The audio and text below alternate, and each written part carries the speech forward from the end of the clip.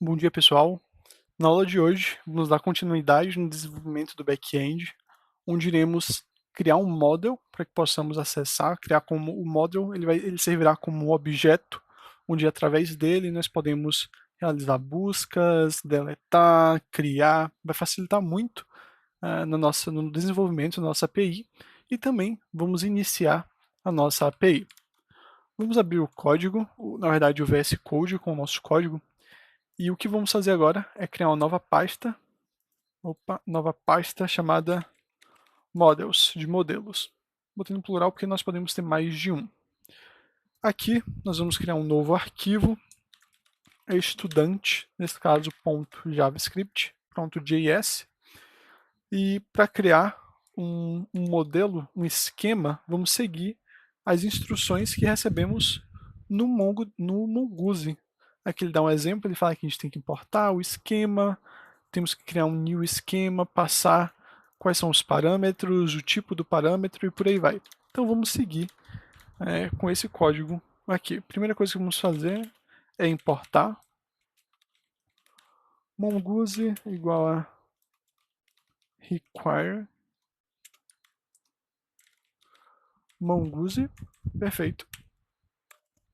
E vamos criar o nosso esquema. Eu vou chamar de estudante esquema. Ele vai ser igual a um new mongoose.esquema, perfeito.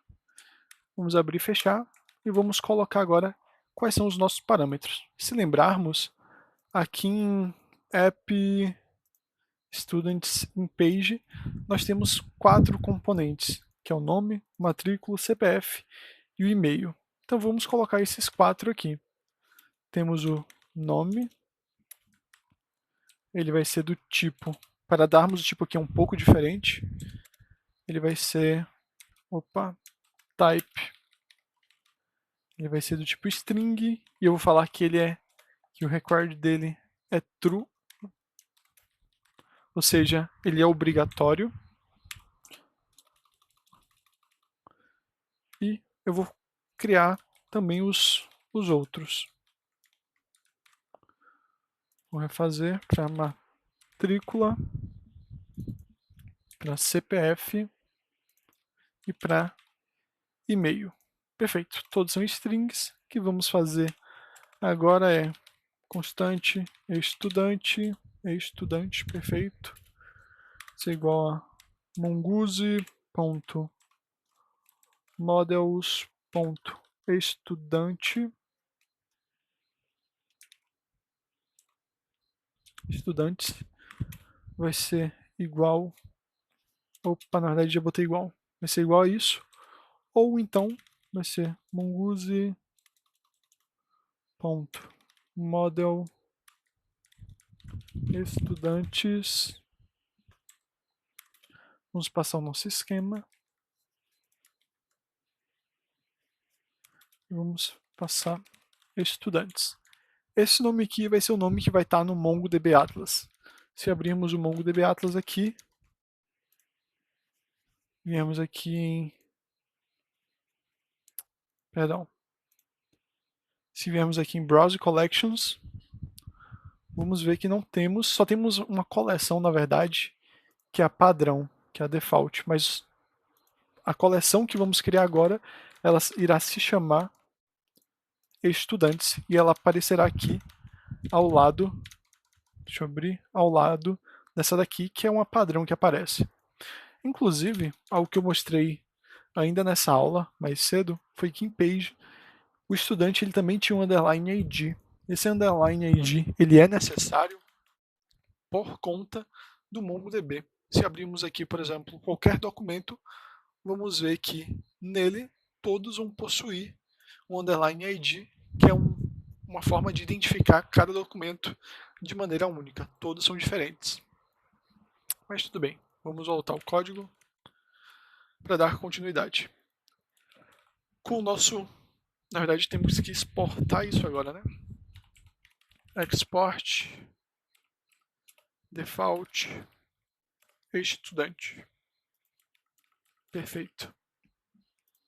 Com isso pronto, podemos partir para a criação da API, uma vez que já temos o nosso esquema de estudantes. Para poder criar a API no projeto Next é um pouco diferente, talvez, do que em outras tecnologias. Dentro da página app, como se fôssemos criar uma nova página da nossa aplicação, vamos criar uma pasta chamada API. Dentro dessa API, vamos criar um novo arquivo chamado estudantes. Na verdade, um novo arquivo não, uma nova pasta chamada estudantes, estudante. E dentro dessa pasta, estaremos criando um arquivo chamado roach.ts. O arquivo chamado roach.ts vai indicar que isso é uma rota da nossa aplicação, no caso da barra estudantes. Se formos API barra estudantes, vamos cair justamente aqui em roach. Bem, aqui nós vamos utilizar, claro, o nosso estudantes. Então, vamos importá-lo aqui, já que as operações serão realizadas com ele. Vamos precisar também do Next Response e o Next Request. E vamos também precisar nos conectar com o nosso banco de dados. Para isso, vamos importar um Connect to Database, que é justamente, eu acredito que escrevi errado, deixa eu ver, úteis, aqui está errado, úteis, perfeito, Connect to Database. Da mesma forma que importamos o Mongoose aqui, vamos fazer aqui também, vamos precisar dele. E perfeito, estamos prontos para iniciar. A primeira coisa que vamos fazer, como estamos trabalhando com TypeScript, é criar um tipo para facilitar o nosso desenvolvimento. O primeiro vai ser dados base estudante, vou botar o base maiúsculo com B maiúsculo, CV igual a, perfeito, e eu vou copiar isso que está aqui.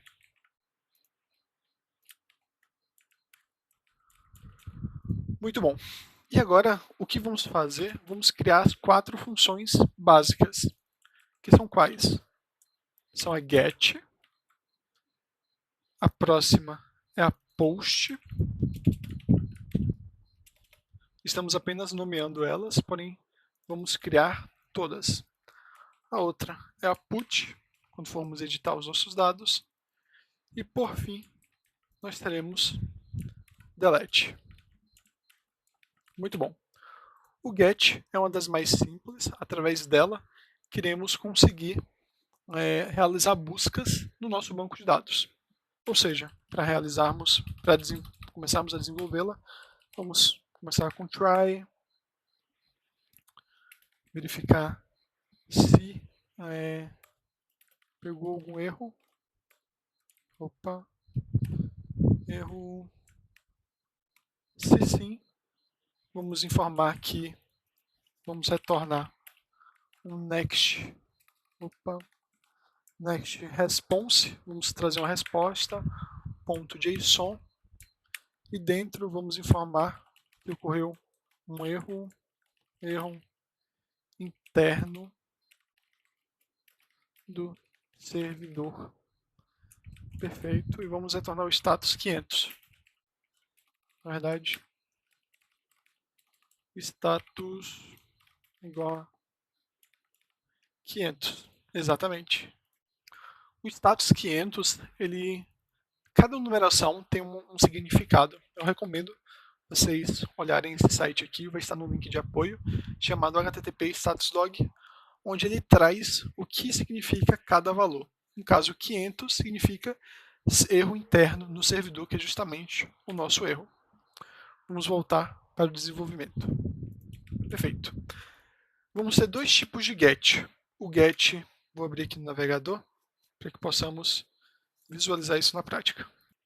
A primeira forma acontecerá a depender do parâmetro que eu passar. Por exemplo, eu estou aqui no localhost, está dando não possível acessar, porque o npm run dev que estava rodando no terminal eu cancelei. Mas o primeiro vai ser, se eu passar algum parâmetro aqui, ele vai buscar por essa unidade em específico, por exemplo, ou então, se eu não passar nada, ele vai dar um get geral e vai retornar todas as opções tudo que está no banco de dados para a gente. Então vamos fazer o nosso código para diferenciar esses dois tipos. O primeiro, eu quero saber se eu passei algum parâmetro, e para isso eu preciso verificar se eu tenho algum parâmetro. Ou seja, eu vou criar uma constante para verificar se eu tenho algum parâmetro referente ao ID, e eu vou fazer um request.nextURL, a gente vai acessar nosso URL, vai dar um search params, perfeito, .get ID. Isso aqui tem que estar entre aspas.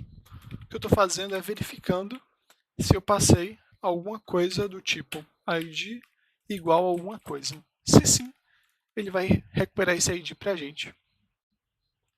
Logo em sequência, eu vou conectar com o nosso banco de dados, utilizando a função que criamos em úteis.db, que verifica inclusive o cache. Fizemos isso nas aulas passadas. Vamos conectar com o banco de dados e eu vou verificar. If eu vou verificar se eu tenho algum ID parâmetro, se eu tenho um ID passado. Se sim, eu vou fazer algo. Se não, se eu não tenho um ID passado, eu vou retornar todos. Vamos fazer o caso mais simples, que é retornar todos. A única coisa que precisamos fazer é criar uma constante, por exemplo, para armazenar o resultado, dar um await. Eu quero buscar todos os estudantes. Então, eu vou dar um estudante, que é isso que temos aqui. Eu vou dar um ponto, e aí o Mongoose ele traz diversas opções para gente, inclusive find. Se dermos um estudante.find, aqui dentro temos que passar a nossa query. Se passarmos em vazio, significa que estamos querendo tudo, ou seja, queremos tudo sem restrição. Com base no resultado, o que vai acontecer? Ele vai armazenar o resultado aqui no caso e vamos retornar isso para o usuário. Return next response .json. Eu vou dar um data, que são os meus dados, vai ser igual a result, e o status tem que ser status, ele vai ser 200, porque ele conseguiu concluir a operação. Caso tenhamos um ID, caso for passado um ID, vamos ter que montar uma query para isso, porque vamos ter que buscar pelo ID. Vamos fazer isso daqui, porém, ao invés de ficar vazio, temos que ter uma query. Então vamos criar ela. Vamos criar nossa query, onde vai ser um objeto, e o nosso ID, ele vai ser o quê? Um new mongoose types object ID do nosso ID params. Ok, o que eu fiz aqui? Eu estou verificando antes se existe um ID e se esse nosso ID, não precisa do ponto e vírgula, e se esse nosso ID é de fato um ID válido, ele é um objeto válido feito pelo MongoDB. Se esse ID for errado, ele vai cair no erro e vai retornar para a gente o erro. Caso ele passe daqui, vamos fazer um constant result, vai ser um await também. Await estudante, eu quero buscar um estudante, ponto find, só que dessa vez eu vou escolher find one, porque eu quero escolher somente um. E aqui eu vou passar a query. Fecha com ponto e vírgula. E o que eu faço? Eu vou verificar se ele achou alguma coisa. Se result, eu retorno algo. Se não, eu retorno outra coisa. Ou seja, se ele achou alguma coisa, eu vou copiar isso daqui, porque ele vai retornar para a gente o result daqui. Caso contrário, ele não vai retornar nada aqui. Ele vai ter, na verdade, um erro, onde vai informar estudante não encontrado, e o status vai ser 404, not found. E perfeito. Temos o get, temos o nosso modelo de estudante. E agora vamos fazer rapidamente a API, a função de post, que é semelhante também à função de get. Eu já tenho ela pronta, vou colocar aqui na tela, já que sabemos mais ou menos como funciona, para podermos explicar passo a passo. Primeira coisa que eu vou fazer, o post, como queremos publicar algo, como queremos colocar algo lá, recebemos algo no corpo do body. E para recuperar isso, eu vou criar um constante data, onde ela é desse tipo, ou seja, eu vou receber o nome, o string, inclusive CPF e e-mail. Ela vai receber isso daqui. E eu vou dar um request.json, ou seja, eu vou estar recuperando essa informação. Eu estou separando isso, ou seja, o que estava em data eu estou separando um de cada vez. Vou conectar com o banco de dados. E o que eu vou fazer é buscar se o que eu estou tentando cadastrar já existe no nosso banco de dados com o CPF. Ou seja, eu vou filtrar pelo CPF e o meu CPF vai receber o valor de CPF.trim. Esse ponto .trim é só para tirar os espaços da frente e os espaços no final, que são desnecessários. Vou dar um find one, verificar se já existe alguém cadastrado com esse CPF. Se sim, eu vou retornar o meu resultado com o código 409, que significa que já existe essa informação no banco de dados, ou caso ele não ache, eu vou cair no else, onde eu vou criar um novo estudante, vou dar um new student, como se fosse realmente um objeto, vou trazer o nome dele, eu estou jogando para lowercase, porém eu não preciso, por exemplo, eu posso só tirar os espaços do início e do final, tem a matrícula também, que eu faço a mesma coisa, o CPF é a mesma coisa, e o e-mail a mesma coisa. Vou colocar o trim também no CPF. Perfeito. Com o objeto criado, vamos fazer o seguinte, vamos tentar salvar esse objeto. Vamos criar uma constante estudante salvo, e ela vai ser um novo estudante, que é esse objeto, que é do tipo estudante.save. Fazendo isso, ele vai salvar e vamos responder, no caso, retornar para o usuário justamente o nosso estudante salvo com código 201, informando que sim, foi um sucesso ter realizado o cadastro. E por hoje é só.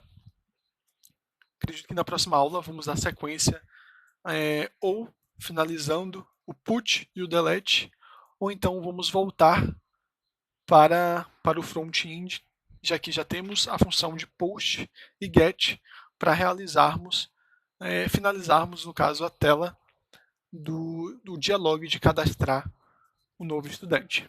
Porém, na próxima aula vemos isso. Até mais.